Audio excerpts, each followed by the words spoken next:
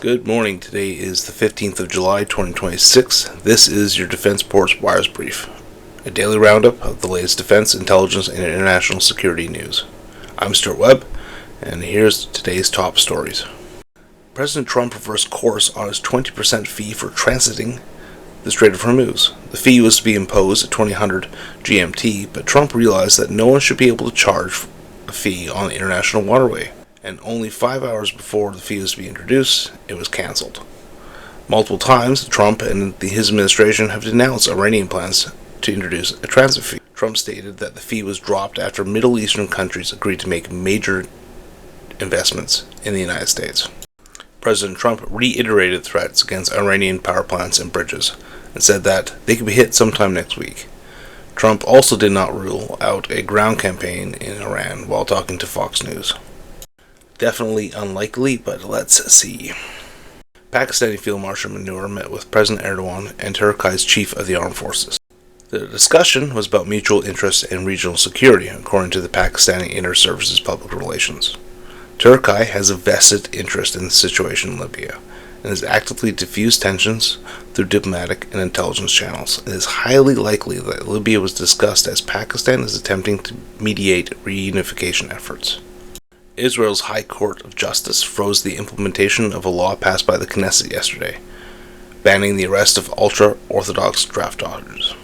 This would have given yeshiva students immunity from arrest until 2027. Approximately 72,000 ultra-Orthodox men aged between 18 and 24 are currently believed to be eligible for military service, but have not enlisted. The Israeli Defense Forces Chief of Staff, Lieutenant General Zamir, denounced that legislation in a letter. Zamir wrote that the bill undermines the legitimacy of and the trust among those who serve, and that such a move would create a deep rift with the serving force, which has borne the burden of fighting for 2.5 years, and would increase inequality. The United States will withdraw from Iraq entirely by the 30th of September. There were 2,500 troops in Iraq, but that number has declined in recent months. Those troops were tasked with carrying out counter-Islamic State operations. Iraq is attempting to disarm Iraqi militias and hopes that by the end of September only government forces will bear arms. Lockheed Martin stated that it supports granting Ukraine a license to produce Patriot missiles. The U.S. government has moved from making political statements, and it is expected that the license will be approved in coming months. Currently, the United States, Japan, and Germany have licenses to produce the missiles. A senior ISIS leader in Syria lived semi-permanently in Lebanon.